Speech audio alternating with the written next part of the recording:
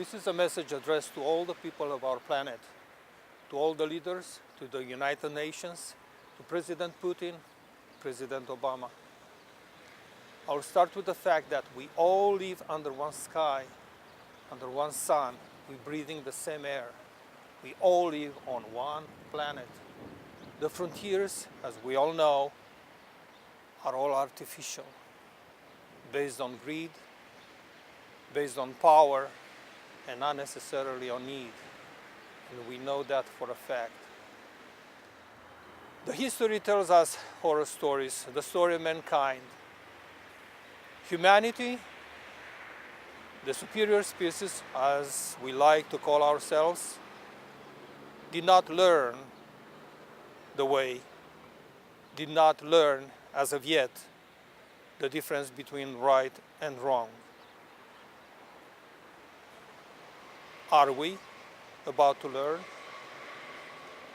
Or if we did learn so far, are we about to apply what we already learned? I hope so. Life is short. Why not respect it? It appears that our behavior is a constant terror. We're destroying ourselves. We're destroying our species. For a long time, we never learn. Casualties, destroyed families, pain and suffering. For how long? Isn't enough enough? Isn't about time that we learn that we can't go on like this anymore? Imposing each other on the other, imposing ourselves on others, and if they do not perform as we wish, we attack forcefully. Power, for what? For personal gain, financial gain? What are our values? Perhaps when we think about resources, natural resources, we have to identify the fact that human resources are the most important resources, and without them, the added value is nowhere. Why not respect our species? Why not respect each other? It's about time. It's about time to realize that we, as superior species, superior intelligence that we like to call ourselves, can do better than this. We learn from our history, from its bloody teachings. Let's do something now. Let's take action now.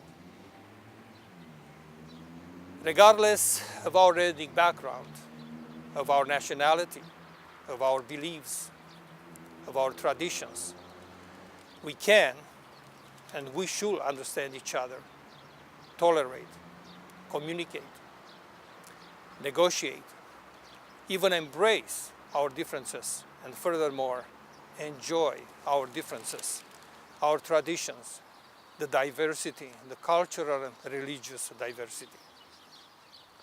We can learn from each other. We have plenty to learn from each other. Nature teaches us. We are nature. We refer to nature as being the trees, being the animals, being the lakes, but we forget that we, the humanity, are more nature than anything else. Intelligence is nature. Our intelligence is the spiritual being. It's the power invested in us, and we cannot disregard that. We have to respect it. We have to respect ourselves.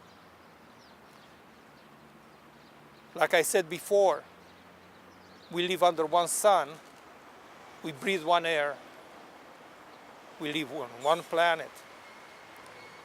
So globalization, it's as natural as the planet Earth is. It's a very natural process.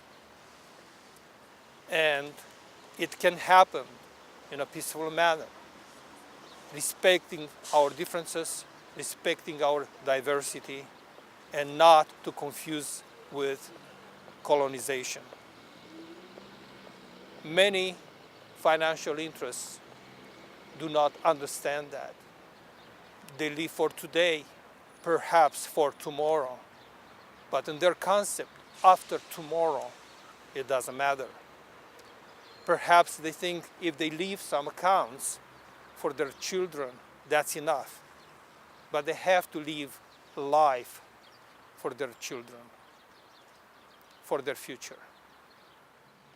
The global terror should come to an end now in 2014. The Ukrainian events should be nothing else but an occasion for a long-lasting world peace.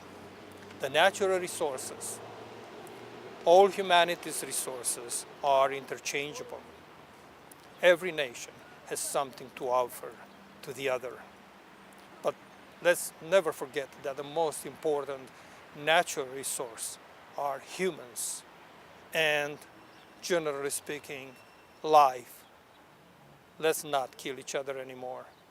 We learned from our bloody history the difference between right and wrong, and we can apply our knowledge.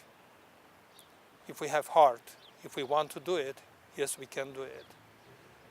Let's leave something for our children. The history we shall not forget, but we should forgive. The fundamental human rights should be the governing law for the entire human species. And only then we can expect a sustainable development while respecting our parents, grandparents, our heroes, and their sacrifices. Perhaps now is the time for Russia to join Europe. Why not? Join European Union. We are global. Let's be global. Let's admit the fact. Yes, we can expand the Euro-Asian community economically, geographically. Why not? Enough is enough. We all have resources that we can peacefully and ethically share. We do not need to kill each other anymore. We are one world, one global world anyway. Please, let's do it. And we can do it now. I thank you very much. And thank you for your attention. Adrian TOADER from Cluj-Napoca, Romania.